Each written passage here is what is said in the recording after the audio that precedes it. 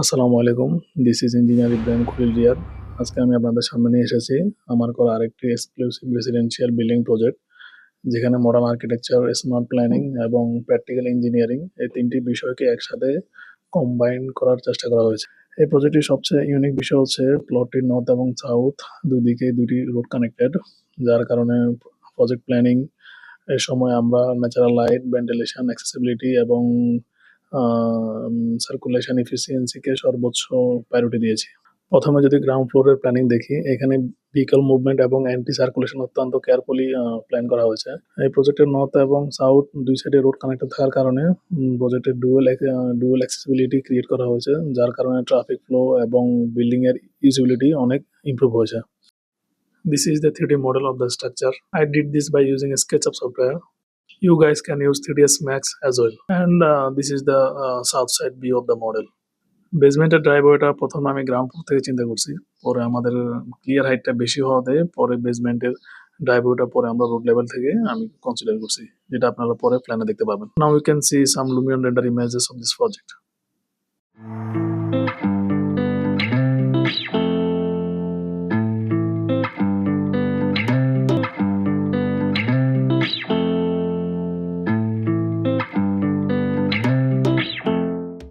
Ground ফ্লোরে open landscape এবং parking arrangement এমনভাবে ডেভেলপ করা হয়েছে যেন রেসিডেন্টস এবং ভিজিটর দুজনের জন্যই মুভমেন্ট কমফোর্টেবল হয় এবং ইজিয়ার হয়।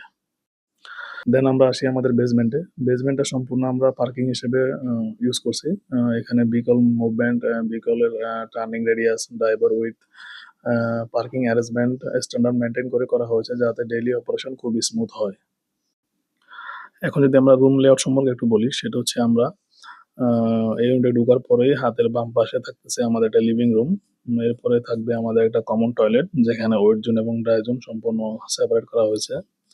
এরপরে থাকবে আমাদের কিচেন, যেখানে একটা অ্যাটাচড বারান্দা রাখা হয়েছে কিচেনের জন্য, এবং আমাদের রাইট সাইডে থাকতেছে আমাদের একটা ডাইনিং স্পেস। এরপরে থাকতেছে আমাদের দুইটা বেডরুম, একটা মাস্টার বেড আর একটা চাইল্ড বেড। দুইটাতে থাকতেছে আমাদের দুইটা অ্যাটাচ টয়লেট এবং হচ্ছে গিয়ে দুইটা ফ্রন্ট সাইডে দুইটা বারান্দা এবং হচ্ছে দুই সাইডে রয়েছে দুইটা গ্রিন স্পেস। এখন যদি আমরা এই ইউনিটে আসি, এই ইউনিটে আসার পরে আমাদের এন্ট্রির পরপরই থাকতেছে আমাদের একটা লিভিং রুম এবং এর পাশে থাকতেছে একটা গেস্ট বেড। এরপরে আমাদের ডাইনিং এরিয়া, এর পাশে থাকতেছে আমাদের একটা কমন টয়লেট এবং এখানে একটা আহ, বারান্দা রাখা হয়েছে যাতে হচ্ছে গিয়ে আমাদের আলো বাতাসের একটা ব্যবস্থা হয়। এর পাশে থাকবে আমাদের একটা কিচেন। কিচেনের পাশে কিচেনের ফ্রন্ট সাইডে মানে হচ্ছে কি আমাদের এক্সটেরিয়র সাইডে থাকতেছে আরো দুইটা বেডরুম।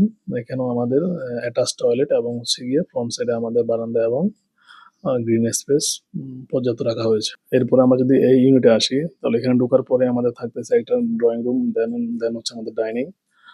এরপর থাকতেছে আমাদের একটা কমন টয়লেট অথবা বাথরুম, দেন আমাদের একটা বেডরুম। বেডরুম আসার পরে আমাদের এই পাশে রয়েছে একটি master bed with attach toilet এবং বারান্দা with green space as well. এবং এই পাশে থাকতেছে আমাদের কিচেন। আমরা কিচেনটাকে ওপেন কিচেন রাখছি এখানে, যাতে স্পেসটা ম্যাক্সিমাম ইউটিলাইজ করা যায়। এবং এর পাশে রয়েছে আমাদের আরেকটা বেডরুম, যেখানে হচ্ছে অ্যাটাচ টয়লেট, বারান্দা এবং পর্যাপ্ত গ্রিন এরিয়া মেনটেন করা হয়েছে। এবং এরপর এবং লাস্ট যে ইউনিট, এই ইউনিটটা হচ্ছে গিয়ে আমরা এন্ট্রেন্স দিয়ে ঢোকার পরে প্রথমে আমরা খুবই লাক্সারি একটা লিভিং রুম পাচ্ছি। দেন আমরা একটা কমন টয়লেট, এরপরে আমরা একটা বেডরুম, বেডরুমের সাথে আমাদের অ্যাটাচ টয়লেট এবং বারান্দা থাকতেছে। এরপর আমাদের এটা হচ্ছে ডাইনিং এরিয়া, ডাইনিং এরিয়ার পাশে আমরা একটা কিচেন রাখা হয়েছে। কিচেনের পরে আমাদের এটা একটা বেডরুম এবং সবার লাস্টে এখানে একটা মাস্টার বেড আছে, যেটাতে হচ্ছে আমাদের অ্যাটাচ টয়লেট এবং ব্যালকনি মেনটেন করা হয়েছে। আপনারা যদি architectural design, structural design, 3D visualisation, project planning অথবা engineering consultancy related professional support নিতে চান, তাহলে আমার সাথে যোগাযোগ করতে পারেন। Thanks for watching. দেখা হবে অন্য কোনো ভিডিওতে অন্য কোনো প্রজেক্ট নিয়ে। ধন্যবাদ। আসসালামু আলাইকুম।